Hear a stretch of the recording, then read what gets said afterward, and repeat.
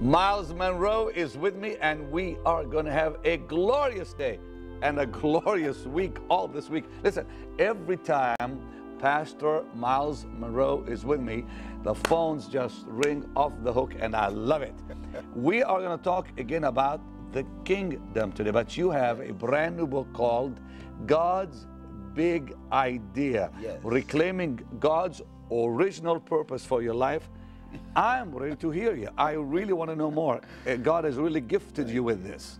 It's good to be back. Well, I love it. And you know, I'm amazed at the impact of your ministry everywhere I go. We've been traveling a lot the You're so last kind. couple of years, and you know, it's so important what you're doing. And I think you are probably one of the 21st century's great manifestations of kingdom impact on nations. And I mean that because everywhere I go, people know this ministry, they know the name of this program, and they know you. And whether I'm talking to governments or whether I'm talking to church leaders or business people, they ask, do you know Benny Hinn personally? And I said, of course, you know, and it's so great to be back with you again. Thank you, Myles. Thank you so Bless much. your heart. I want to ask, why did you write this book? How did this all develop? Well, first of all, I think there's nothing on earth more powerful than an idea. As a matter of fact, ideas are more powerful than death. Ideas are more powerful than that. Absolutely. Really? Well, think about it. Please. The world is actually run by dead people. You are so right. Think about it. People have left their ideas on earth that have become ideologies, that have become philosophies, that have become the way we rule our country. As a matter of fact, it's impossible to kill an idea. You can kill a man, but not his ideas. And so the world is actually run by people like Plato, Aristotle, Socrates. They were the ones who actually invented the idea of democrata. Democrata is where we get our concept of democracy from. Sure. It was developed by the Greeks. And so you could say that the Greeks are ruling America right now. Dead men. Ideas are so powerful that if you try to kill an idea, it actually multiplies. We call it martyrdom. This is why ideas like socialism, communism, democracy, dictatorship, even terrorism is an idea. And you cannot really shoot an idea with a bullet. You cannot kill an idea with a gun. How true, boy. And I think if you think of the fact that ideas are more powerful than mankind himself, then if you really want to deal with the idea of terrorism, you cannot shoot it with a gun. So I think the most important thing we got to understand is that ideas control the world. And that's why you wrote God's Idea? That's why I wrote this book, God's Big Idea. As a matter of fact, everything that exists, Pastor Benny, is a product of an idea. Exactly. The shoe on your feet used to be an idea. The clothing that we wear used to be an idea in someone's mind. The building we are in used to be an idea in an architect's mind. Everything in the world was first an idea. And that is why ideas are so critical, because they are not only the controlling elements on earth, but they are also the source of creation of everything. And this is probably why we are having some challenges in the world today, because we have not taken a serious look at ideas. You know, the first place that I really recognize where ideas are important in the Bible is the first chapter of John. That says, of course. In the beginning was the Word. The Word, yeah. And the Word was with God, and the Word was God, Yep. etc. And then it says, all things were made by the Word. Yeah. And then it says, and the Word became flesh. Now, you and I know, theologically speaking, that that word is the word logos. But when I discovered what the meaning of logos was, it blew my mind. The word logos in the Greek, which we translate the word from, into, is the word idea. Matter of fact, the word logos means expression of an idea. So the Hebrew concept of idea in that verse is, in the beginning was God's expressed idea. And God was his own idea. And God created everything by the idea. And then it says the idea of God became flesh and dwelt among us. So if you want to know what God's ideas are, you got to study Jesus. Exactly. He was God's ideas in a body. I love it. So idea is what God sent to solve the problem on earth. Now, the word idea, we translate it as word. Why? Because an idea is what's in your mind. Think about it. Now, the only way for me to know what your ideas are in your mind is when you convert them to words. When you speak, a word is an idea container. Sure. So God expresses idea with word. That's why Christ is called the Word of God. He is God's collective ideas in one human body. And so if you want to know what say that God's again. thinking, Slow down. This is great. He is God's collective idea in one human body. Absolutely. Isn't this precious? So if you want to know what God is thinking. You know, you bless me every time you talk. you. I tell you, I love this.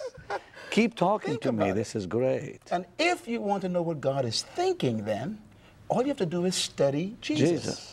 Jesus said, the words I speak to you, they are spirit. They are life. He said, no man can come to the Father except he comes through me. Jesus Christ is God's big idea in a body. And really what he's saying is, Jesus is God's will in action. Absolutely. Your Think will is in your about mind. that. Yeah. But when you put it on paper, it's called a testament. You know, it's amazing. Lawyers know this. If you die with a will in your mind, then no one knows what you intended. Exactly. This is why a lawyer comes to you and says, put it in writing. Say what you want to happen. Say means take your intentions and turn them into words. And when we put it on a paper, it's called a legal pad. Because now I've taken what was your intent and made it a legal document. The Bible is called a testament because a testament is someone's will on paper.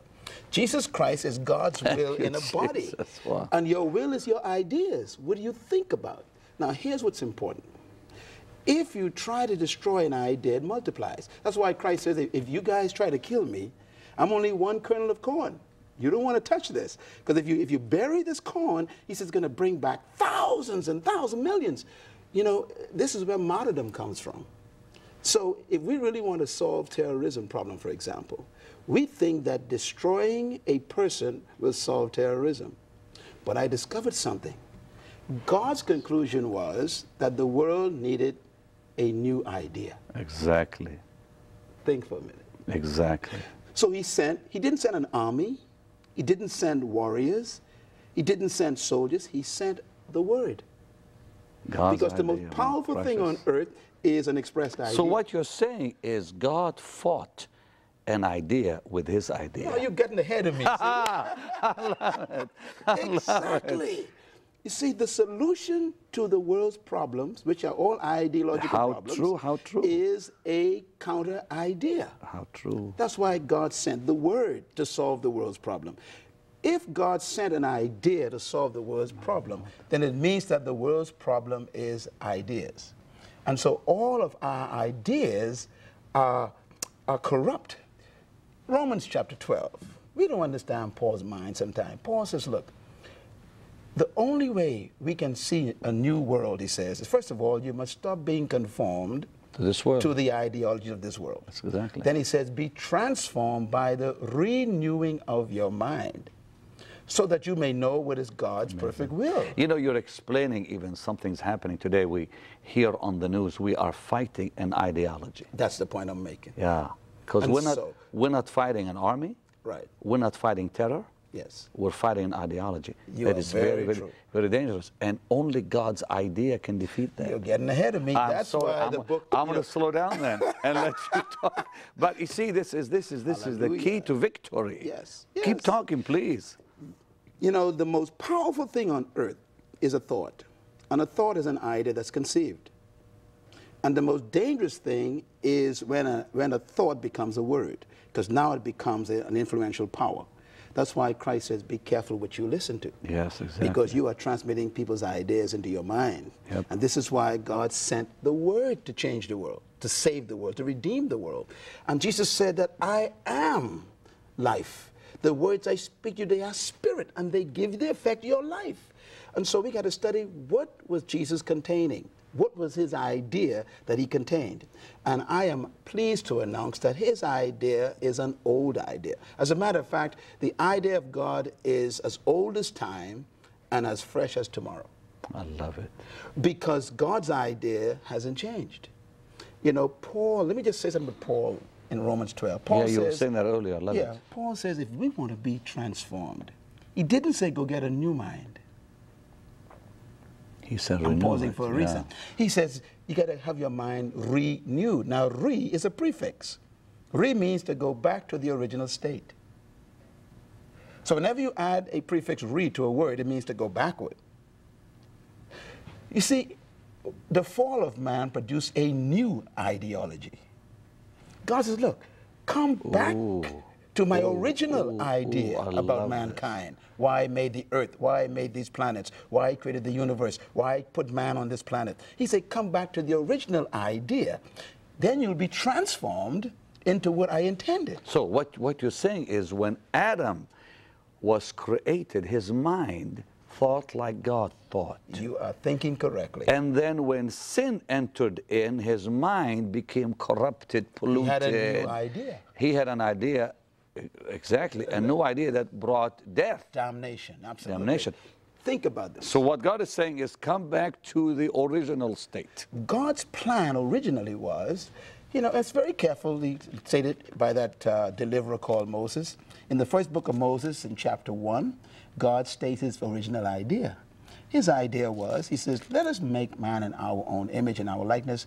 And he told us why. He says, let them have dominion over the fish, the birds, the cattle, and over all the earth, and over everything that creeps upon the ground. That's God's idea.